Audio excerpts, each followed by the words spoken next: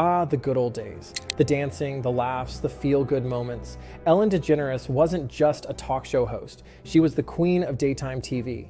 If Oprah was the wise aunt who gave you life advice, Ellen was the fun best friend who pulled pranks and handed out free stuff. What's not to love? Well, about that. Somewhere along the way, the world turned on Ellen. The same woman who was once America's sweetheart became, well, let's just say the internet had thoughts. He's my favorite comedian. Other than you. Was it the awkward celebrity interviews, the workplace rumors, the fact that she seemed to smile through gritted teeth? Maybe it was all of the above. But how did we get here? How did a show that ruled daytime television for nearly 2 decades start to crack? Let's rewind. Ellen DeGeneres.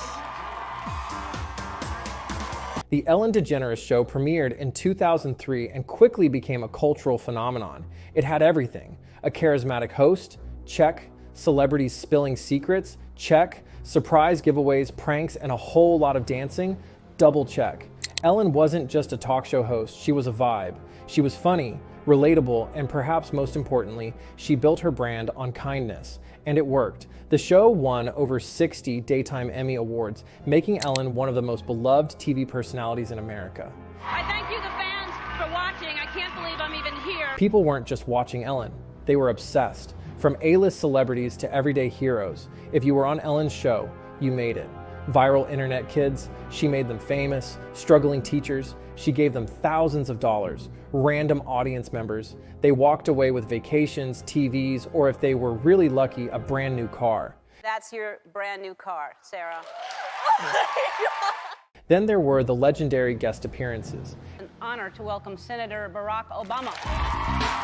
In 2007, Ellen welcomed Barack Obama, marking a milestone moment as he prepared for his presidential campaign. The interview was warm, funny, and even a little historic. Then in 2013, Ellen pulled off one of the biggest surprises in TV history, a Friends reunion with Jennifer Aniston, Courtney Cox, and Matthew Perry. Nostalgia levels through the roof. Smart, you're beautiful, you're sexy. I know, but I just... And when it came to giveaways, no one did it like Ellen. Entire audiences left with iPads, luxury trips, and once, in 2018, she gave away a record-breaking $1 million to a group of deserving fans. At its peak, The Ellen Show wasn't just a talk show, it was a dream factory. Her influence extended beyond daytime television. Clips from her show went viral, turning funny interviews into meme-worthy moments. Congratulations to The Ellen Show, winner of 7 Daytime Emmys. Celebrities like Adele, Bruno Mars, and Billie Eilish all had their most entertaining TV moments sitting across from Ellen. For a while, it felt like she was untouchable.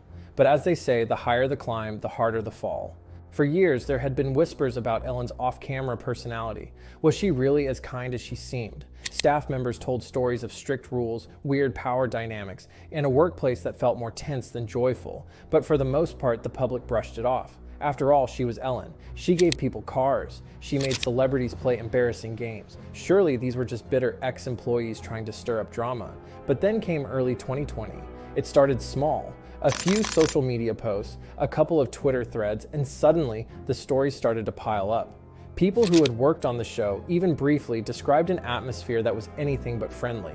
Ellen wasn't just distant, she was intimidating.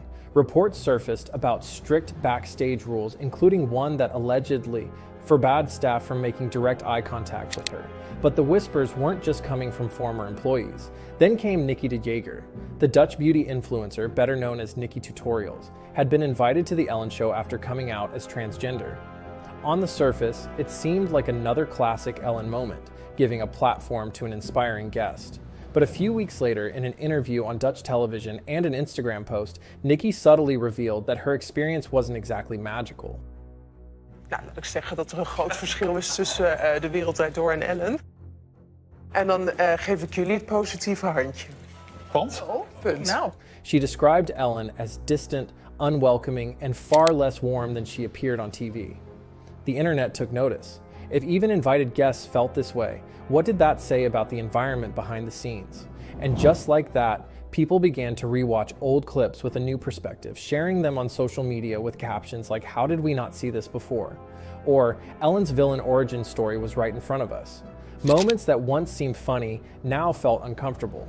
This makes me feel so bad about myself. Every time I come up here, you put like a different dude. Making fun of Taylor Swift's dating life? Cringe. Guests visibly uncomfortable as Ellen pushed personal questions or put them on the spot? Hard to ignore. What used to come across as lighthearted teasing now felt more like public humiliation disguised as humor.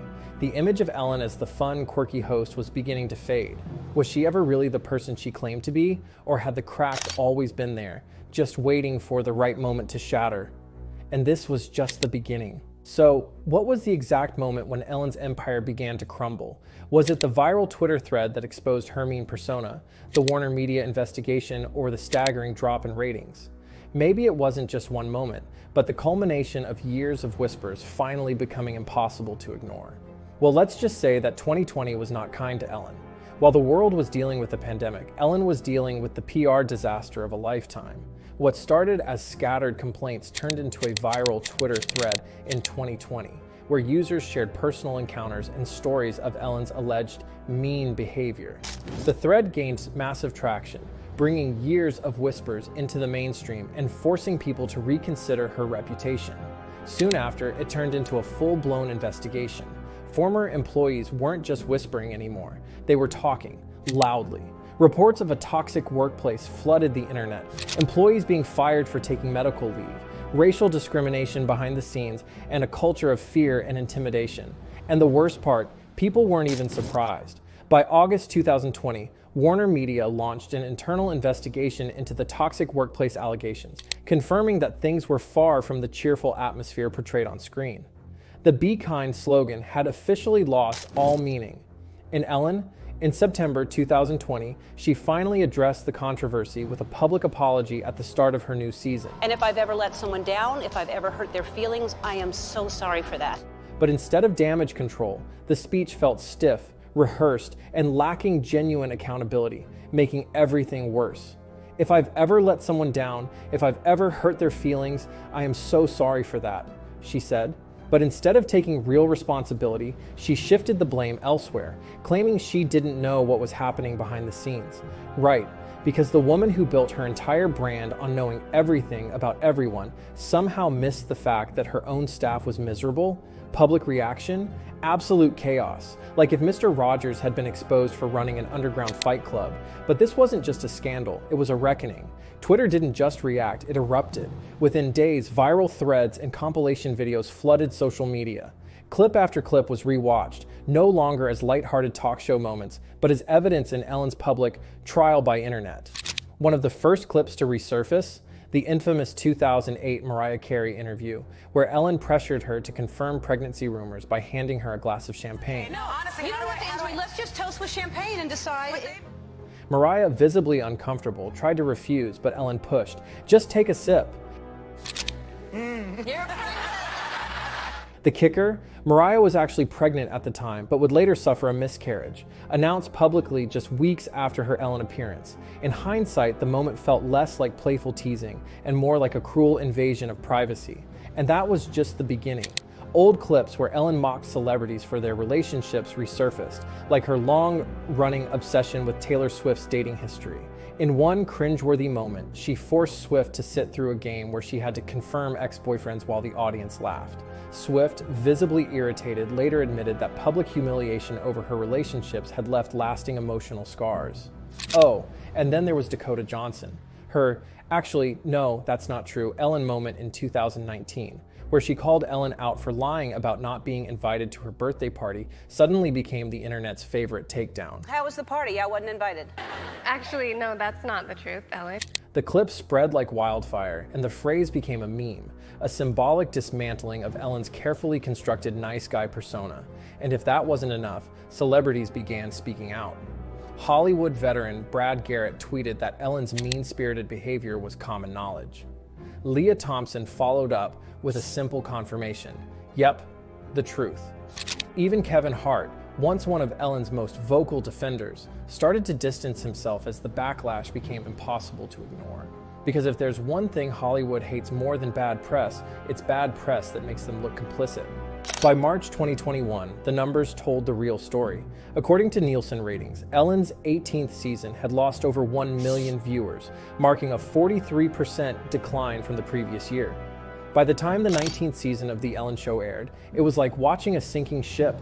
Ratings plummeted, advertisers pulled out. The once beloved host was now a punchline. Memes flooded the internet with people joking that appearing on Ellen's show was like surviving a horror movie. The worst part, the show itself had become boring.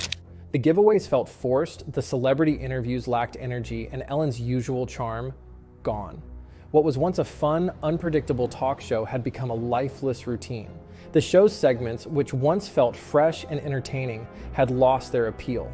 Remember the pranks, the celebrity scare tactics? What was once lighthearted fun now felt uncomfortable, like watching someone try too hard to recreate past success. Audiences could tell, and they stopped tuning in. And the audience, they had moved on. By the time Ellen announced that the show was ending in 2022, no one was shocked. In September 2022, her time slot was officially taken over by The Kelly Clarkson Show, marking the start of a new chapter in daytime television. If anything, people were surprised it lasted that long. Daytime TV had already changed. Social media influencers were the new talk show hosts. TikTok creators and YouTubers built their brands on authenticity. Real or staged, at least it felt real. Ellen's polished, corporate-style kindness felt outdated in comparison.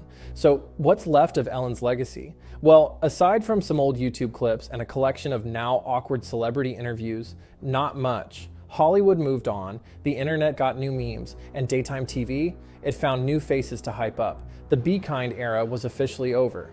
The downfall of The Ellen Show wasn't just about one controversy, it was about trust. Audiences believed in her kindness, but when the illusion cracked, there was nothing left to hold on to. A talk show built on authenticity can survive. One built on a carefully crafted image, doomed the moment that image falls apart. For years, Ellen was untouchable. Then almost overnight, she became just another chapter in Hollywood's favorite cycle. Build them up, tear them down, and move on to the next star. In an era where everything is recorded, reputations don't crumble in silence. They collapse in real time, with millions watching. Was Ellen a monster? No, but was she the person she spent 20 years convincing us she was? Also no. And when your entire brand is kindness, and that kindness turns out to be a lie, what's left? Maybe she could have saved her show. But apologies without change are just well-rehearsed lines, and the audience had stopped buying the act. The cameras are off, the show is over, and so is the illusion. I feel the love, and I send it back to you. Bye. But hey, if you want more deep dives into the rise and fall of pop culture giants, you know what to do. Hit that subscribe button, ring the bell, and stay tuned. Because in Hollywood, there's always another illusion waiting to be exposed.